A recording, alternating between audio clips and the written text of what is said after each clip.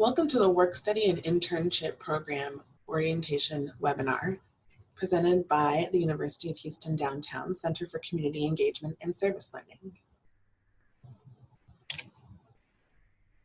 To quickly cover the agenda, we'll talk about what kind of students we have here at UHD, the program more generally, what students are required to do to participate in the program, our expectations for our internship sites, some tips that we hope will be useful to our organizations, how to become an internship site, and some of the next steps. To begin, UHD enrolled last year almost 14,000 students, the majority of which were Hispanic, making UHD a minority serving institution as well as a Hispanic serving institution. 74% of our student population was determined to have financial need last year. UHD met 58% of those student needs. And on average, our full-time student is a little bit older than a typical college student. On average, our full-time students were 24 last year. And our top most popular degrees, our top 5 most popular degrees are listed here. You can see them just to give you a kind of sense of where our students are coming from.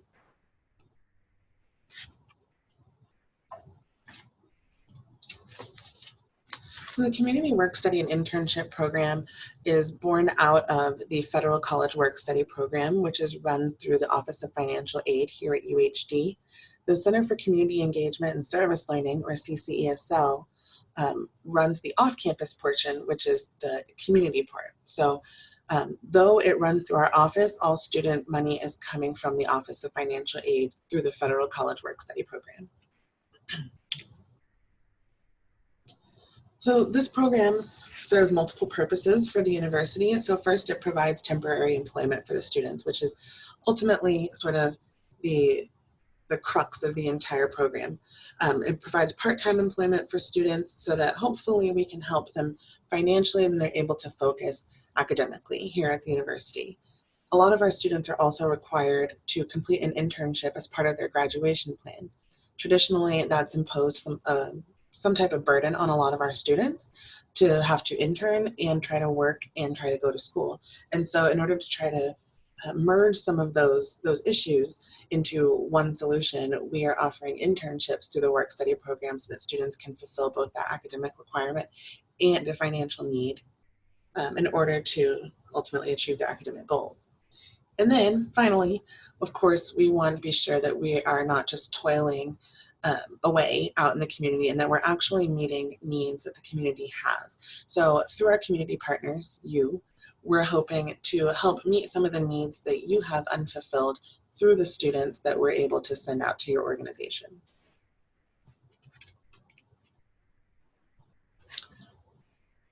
So the beauty of the Community Work Study Program is that for the organizations that participate, there's no cost involved. Students are paid completely through their Federal Work Study Award through financial aid.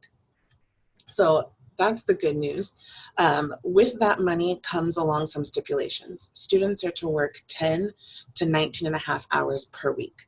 The reason we limit it to 19 and a half scheduled hours is that students tend to work 5 minutes here, 10 minutes there over their scheduled time, and this way it keeps students under 20.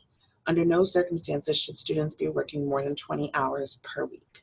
So we really stress that to our organizations. We understand that our students are invaluable to your organizations, but they cannot work over 20 hours.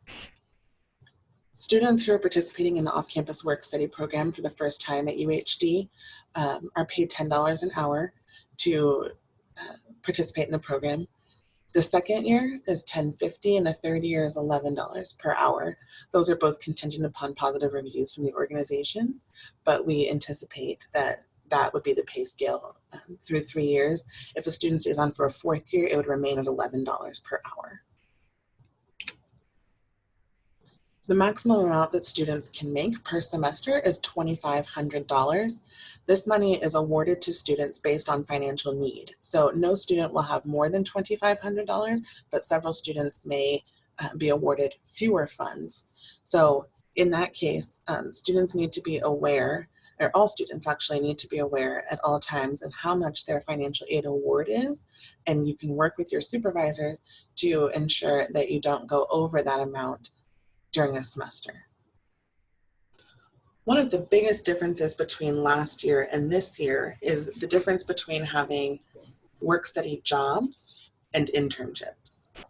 So some of the key differences are outlined here. We wanted to make sure that we were clear about that with both our organizations and with our students so that everybody felt like they were moving forward with clarity.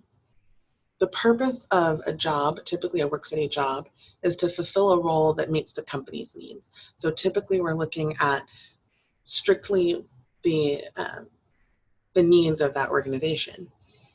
In an internship, there's also a focus on students being able to practice a skill set or learn a new skill set that can ultimately lead towards academic success and also career success.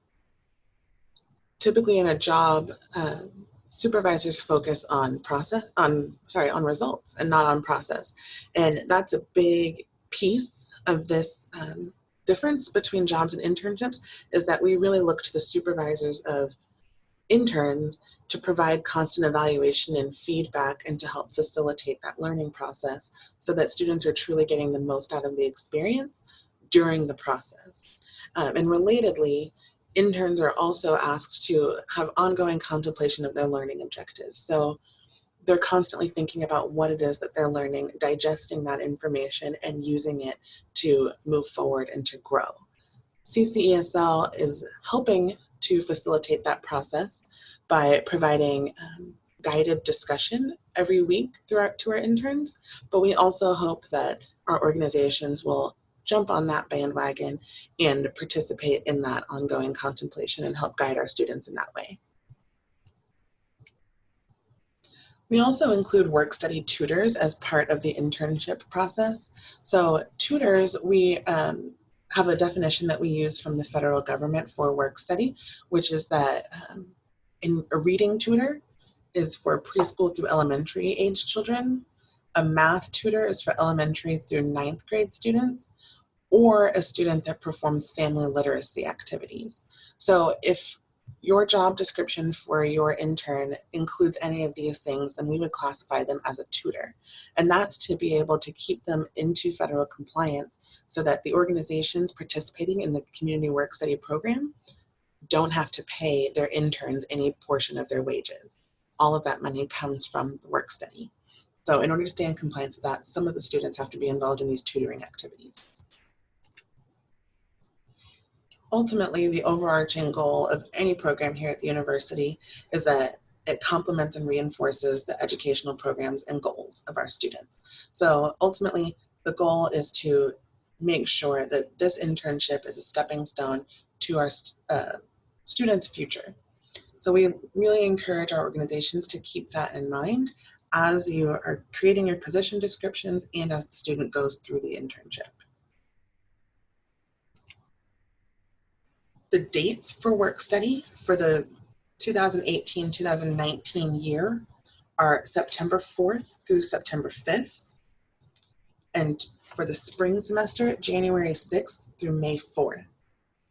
A big caveat here is that because there's one pot of money from which all work study students draw their funds, the funds typically run out before the May 4th date.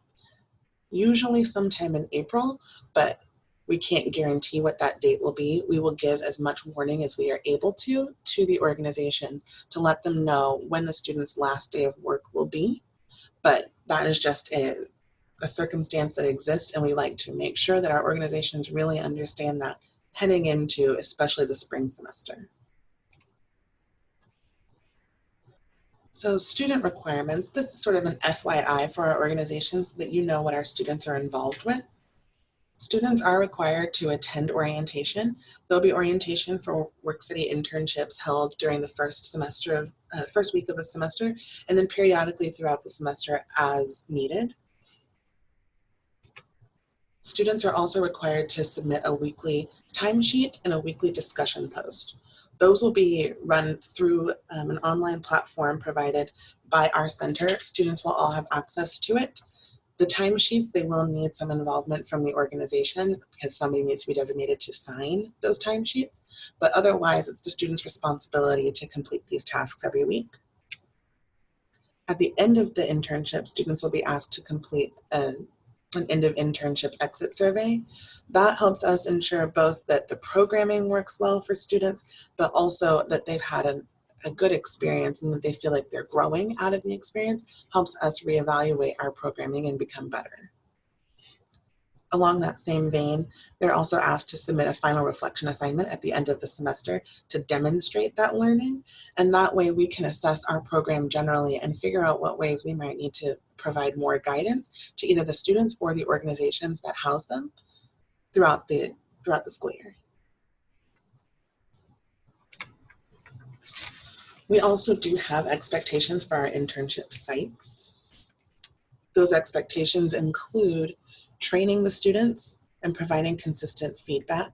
That's huge for our students. They need to have clear expectations coming into the internship, and that falls to the organization to be able to provide that. Students also need to be provided with a computer to electronically punch in and out every day. That includes lunch breaks. They need to punch out anytime that they're away from work and when they arrive. That time needs to be reflected on the student's timesheet. So the timesheet and the record from the electronic punch in and punch out should match up. We ask the organizations to please, please, please help our students turn those timesheets in on time by signing them in a timely fashion. So if students' timesheets are late, there is no guarantee that their pay will be on time. The only way that we can guarantee that they are paid on time is if their timesheet is turned in on time. Timesheets are due every Wednesday at 9 a.m. That is without exception. So if a student turns in a timesheet after 9 a.m., they may or may not get paid on time. We understand that that is completely the student's responsibility, but we also ask that organizations not sit on those timesheets, leaving them unsigned for any unreasonable amount of time. And at the end of each semester, we ask that the organization evaluates each student. We'll provide the form for you to do that. That helps us both decide whether or not the student should return, whether or not they deserve a raise, and also what kinds of things we can do to help support students and further their learning. A few tips that we've learned along the way to help our organizations successfully host an intern is first to hold that formal training or orientation at the beginning of the internship. Setting expectations early is really important. We talk to our interns during orientation about establishing expectations so that they know what they need to be able to do in order to successfully complete their internship. The same goes for the organizations. Providing real work assignments helps both our interns stay engaged during their tenure and during the internship, but also helps them grow more as they're getting an authentic experience during their internship. We also strongly recommend that each organization assigns a dedicated manager or supervisor to each intern. That way the student clearly knows who to turn to if there are any issues that arise. They also know who should be signing their timesheets. Along that vein, there should be somebody who is assigned as a backup person in case the supervisor happens to be out of the office for whatever reason at the time that the timesheet needs to be signed. Someone else is designated to sign those timesheets so that it still may be signed on time. For a lot of our students and our interns, this will be their first experience in a professional work environment. And so we really think it's a valuable opportunity for our students to be able to learn from staff members at your organization and interact with them about their career path, about their education path, and really kind of soak in as much knowledge as they can while they're in the same airspace. Our interns do get an opportunity every semester to showcase their work and to reflect with an audience about their experience as an intern and what they've learned, but we also think it's really valuable for those interns to be able to showcase their work to the organization where they completed that work. It's a good opportunity for you to be able to reflect on what the student learned, and also for the student to have a moment of pride as they complete what they've been working hard on all semester or all year. And then, of course, constantly participating in that feedback loop. One thing that we have heard several times from organizations is that students, if they haven't met an expectation, that it continues on, the behavior continues on. And one way that we can try to combat that is by having students constantly receiving feedback so that they can correct in the moment, as opposed to waiting for designated time periods that are designated for feedback. Being able to provide that constant feedback is really invaluable to our students. It also gets them used to hearing that feedback and that they can adjust their behavior accordingly.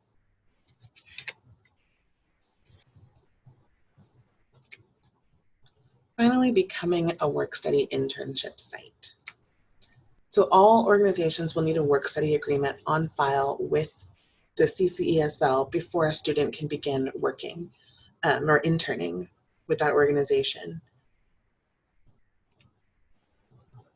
Every organization also needs to complete a position description. Those position descriptions are sent to the Office of Financial Aid here at UHD. They evaluate each position description to ensure that no federal laws regarding federal funds are being violated through these position descriptions. They also determine whether or not an organization would need to provide proof of insurance or any kind of other further documentation to keep all of our students within compliance. So all of those things are determined by the Office of Financial Aid, and approval comes back to CCESL, and we will share that approval with organizations as it comes through. Students can apply for work-study positions by going to the UHD Jobs website for students online. Within that, they'll search for the off-campus work-study position. In the job description, there is a link that will send students all of the job descriptions that are current, that are available. Students can browse through those, determine which positions they would like to apply for, and then apply for that position through the UHD Jobs website. That comes to our office here at CCESL. We will screen the students. We'll make sure that they meet all the requirements that are both listed on the position description, as well as the ones that are mandated by work study programming. We'll also be interviewing them to ensure that we feel that they're a good fit to represent the university off campus.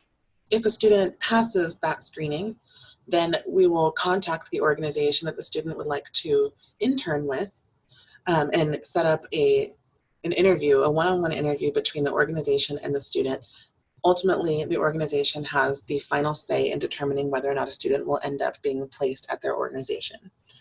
If the organization decides that they would like to hire the intern for the school year, the student will need to complete a series of paperwork that's provided through the university's Human Resources Department. Once all of that is complete, they will send us the okay, and we will let you all know when the student is able to begin working. Thank you for watching the Community Work Study and Internship Program Orientation webinar. If you have any questions, feel free to contact us at ccesl@uhd.edu.